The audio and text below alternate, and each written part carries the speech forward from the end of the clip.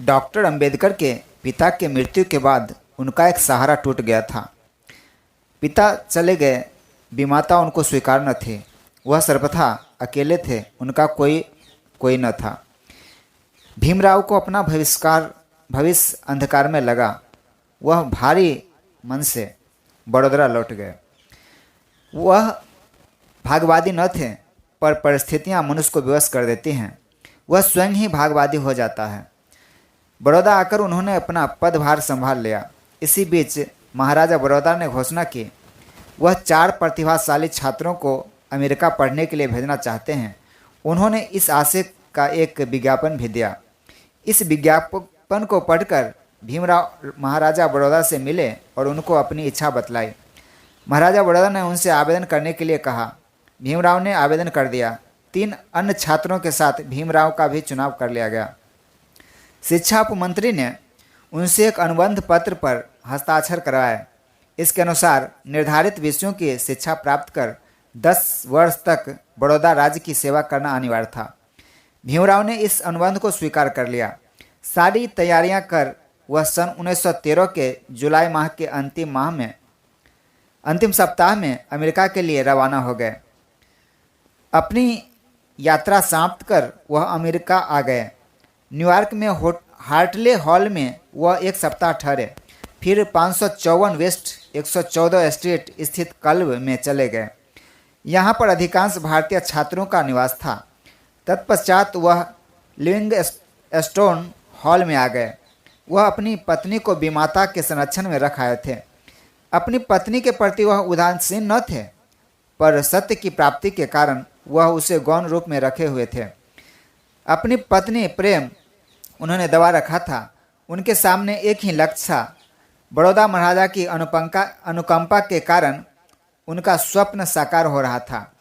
America आकर उनके सामने जिंदगी का एक नया ही नज़ारा था। यहाँ आकर चैन की सांस ली। यहाँ उनके साथ किसी प्रकार का भेदभाव या परहेज न था। यहाँ आकर वह समानता और स्वतंत्रता का अनुभव कर रहे थे। उनके सामने एक नई जिंदगी का नया नज़ारा था। उनके मस्तिष्क में एक नया क्षितिज विस्तार पाने लगा। वह एक नए उत्साह से भर गए थे।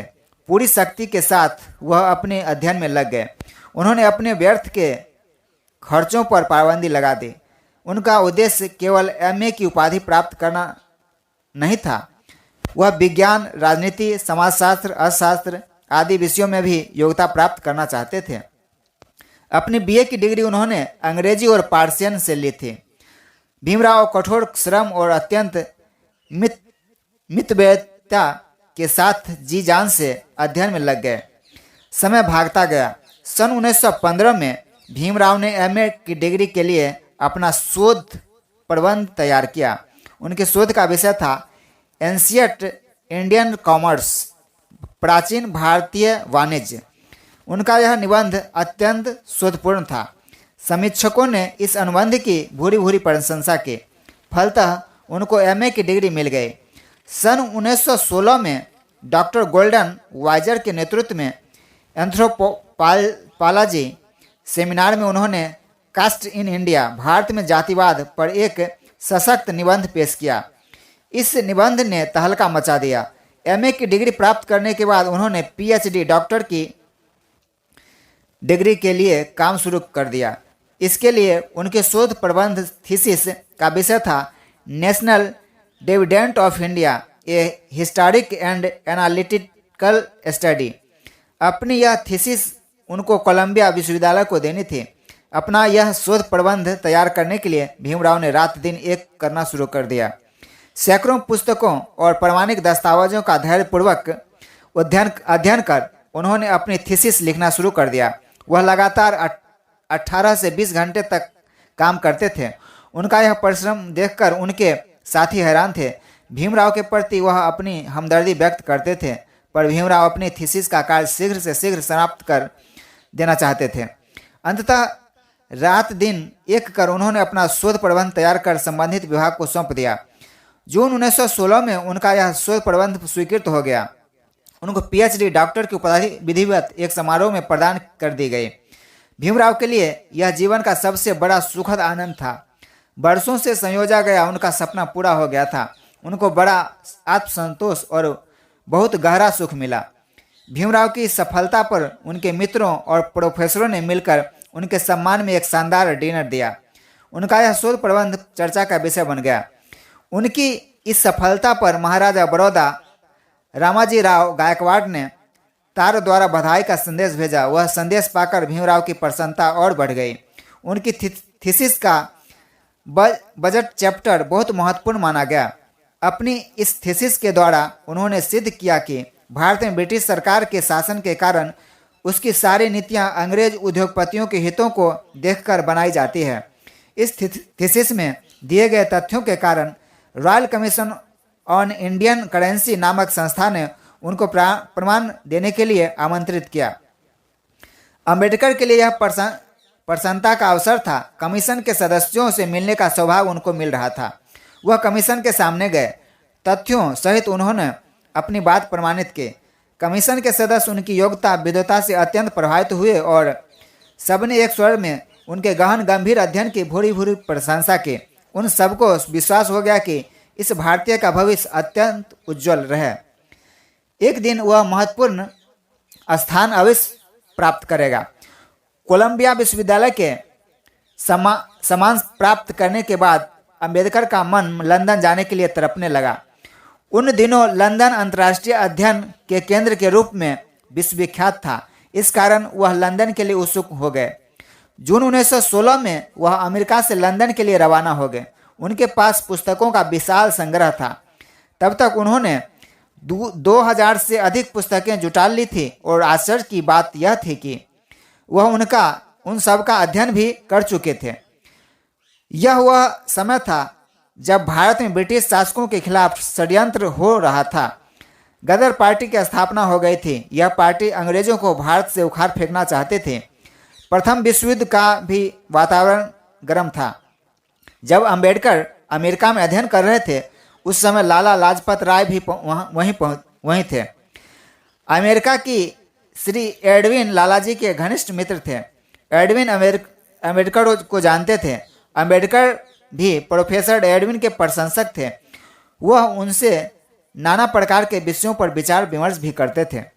अंबेडकर का लाला लाजपत राय से कोई परिचय न था, न ही उन्होंने कभी गदर पार्टी से अपना कोई वास्ता रखा था। हाँ, लाला लाजपत राय जी और गदर पार्टी का नाम उन्होंने अवश्य सुना था।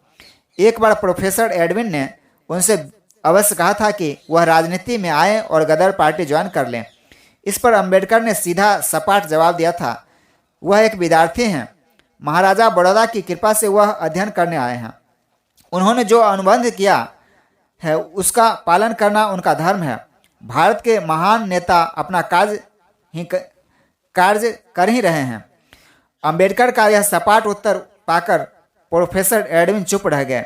फिर उनके सामने इस बात को प्रोफेसर ने कभी नहीं रखा। अमेरिका से जब डॉक्टर अंबेडकर लंदन आए तो प्रोफेसर एडविन के साथ परिचय होने के कारण उन पर शक किया गया। उनकी तलाशी ली गई। कई घंटे तक उनको रोक रखा गया और पूरा इत्मीनान होने के बाद उनको छोड़ दिया गया। लंदन आकर अंबेडकर ने एक नई प्रगतिशील दुनिया रखी। उनको सब कुछ बदला बदला नजर आया। जाति पाति का कोई भेदभाव न था और न ही ऊंच नीच का। सर्वत्र बौद्धिकता का सम्मान था। कठोर परिश्रम और समय की पाबंदी देखकर वह हैरान रह गए। सर्वत्र अपने अपने कार्य में व्यस्त थे। शायद इसी कर्मठता और एकता के कारण अंग्रेजों का साम्राज्य दूर दूर तक फैला है। लंदन के जनजीवन का उन पर जबरदस्त प्रभाव पड़ा।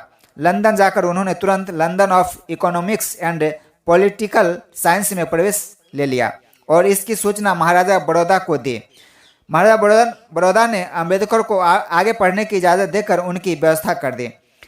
अंबेडकर बड़ी कंजूसी और कठोरता के साथ अपना जीवन यापन करते थे। कम से कम मूल्य का भोजन करते थे और वह भी केवल एक समय, प्रायः डबल रोटी पर ही गुजारा कर लिया करते थे। अपनी छात्रवृत्ति के पैसों को वह अधिक से अधिक बचाया करते थे। इस प्रकार से बचाए गए पैसों के द्वारा वह विज्ञानवर्धक पुस्तकें खरीदकर उनका अध्ययन करते थे। कानूनों में उनकी विशेष रुचि थी। वह विदेशों के कानूनों का, सामाजिक और प्रशासनिक कानूनों का गंभीर अध्ययन करते थे। संविधान में उनकी पर्याप्त रुचि थी। वह विशेष रूप से इस विद्या का अध्ययन किया करते थे। पढ़ाई के प्रति उनकी लगन और अध्ययन प्रवृत्ति को देखकर लंदन स्कूल के प्रिंसिपल ने उनको डीएससी की अनुमति दे दी। वह रात दिन एक कर इस डिग्री की प्राप्त करने में लग गए। उनका अध्ययन जारी था। समय समय पर महाराजा बड़ौदा के दीवान के पत्र उनको मिला करते थे। अंबेडकर अत्यंत विनम्रता के साथ उनका उत्तर भेज दिया करते थे। विद्यार्थियों के हॉस्टल में रहकर अत्यंत मितव्ययता के साथ अंबेडकर अपना अध्ययन करते थे। रात्रि 1-2 बजे तक नियमित अध्ययन करते थे। केवल 4-5 घंटे की नींद लेते थे। प्रातः 4-5 बजे से उनका अध्ययन फिर शुरू हो जाया करता था। मित्रों की संख्या अत्यंत सीमित थी। बहुत कम समय वह गपशप या मनोरंजन में व्यतीत करते थे। ऐसा करने के लिए उनके लिए काफ़ी समय आगे है। इस समय वह अपनी उस शिक्षा का लक्ष्य प्राप्त कर लेना चाहते थे। बस यही एक लगन उनके मन में थी। उस समय के उनके एक भारतीय सहपाठी जीएस भाटी ने लिखा है कि अंबेडकर नाम का यह युवक गहन अध्ययन में लीन रहता था। अपना लक्ष्य प्राप्त करने की आश्चर्यजनक लगन उसमें है। वह सचमुच आगे चलकर कुछ करेगा, एक दिन अवश्य महान बनकर रहेगा। अंबेडकर को किसी भी प्रकार का कोई व्यसन न था, यहाँ तक कि वह चाय भी नहीं पीते थे। अत्यंत मितव्ययिता के साथ अपने अध्ययन कार्य में लगे थे। एक दिन अचानक मानो उन पर वज्रपात सा हो गया। महाराजा बड़ौदा के दीवान का आवश्यक पत्र उनको मिला। उसमें महाराजा बड़ौदा की ओर से आज्ञा दी गई थी कि अनुबंध के अनुसार वह तुरंत भारत लौटकर बड़ौदा आ जाए और उनकी छात्रवृत्ति की अवधि समाप्त हो गई है। अंबेडकर की आशाओं पर यह गहरा तुषारपात था। डीएससी का शोध कार्य छोड़ना अत्यंत पीड़ादायक था। महाराजा बड़ौदा की आज्ञा का उल्लंघन वह न कर सकते थे, व्यवस्था थी। भाग दौड़कर उन्होंने प्रोफेसर एडविन की कृपा से 4 वर्ष का समय प्राप्त कर लिया। उनको संतोष हो गया कि इतना समय मिलने पर वह अवश्य ही मौका निकालकर शोध कार्य कर उक्त उपाधि प्राप्त कर लेंगे। इस पर संतोष कर वह लंदन से रवाना होने की व्यवस्था में लग गए। लंदन छोड़ने का उन्हें बहुत दुख था। वहाँ का स्वतंत्र, निष्पक्ष, सद्भावपूर्ण वातावरण पाकर उनका जीवन संवर गया था। अब वह स्वदेश जा रहे थे। प्रोफेसर ने शुभकामनाएं दी। छात्रों ने उनको भावभीनी विदाई दी। उनके सहपाठियों ने उनको नाना प्रकार के उपहार दिए। भारी मन से सबसे विदा लेकर अंबेडकर स्वदेश रवाना हो गए। अब उनकी दृष्टि नई थी। उनके सामने नया नजरिया था। अपने समाज के लिए कुछ कर गुजरने की छटपटाहट उनके मन में थी। अपने समाज के साथ किया जाने वाला व्यवहार वह मिटा देना चाहते थे। आखिर किस आधार पर और क्यों हो रहा है? मनुष्य समान क्यों नहीं है? अमेरिका और इंग्लैंड में तो ऐसा कुछ भी नहीं है, फिर भारत में क्या क्यों है? उनके मन में ढेरों सवाल थे। संघर्ष भी मन में पनप रहा था। आखिर वह किसी व्यक्ति से हीन क्यों है? जाति के आधार पर यह तो सरासर अन्याय है। जाति के आधार पर घिरना तो ईश्वर का अपमान है। भारत का यह कैसी धार्मिक समाज है? अंबेडकर गहन चिंतन करने लगे थे। साथियों, अंबेडकर साहब के जीवनी से संबंधित और भी वीडियो समय समय पर लाता रहूँगा। आप हमारे चैनल बहुजन की लाइन्स को सब्सक्राइब करें और आगे शेयर करना न भूलें। बहुत बहुत धन्यवाद।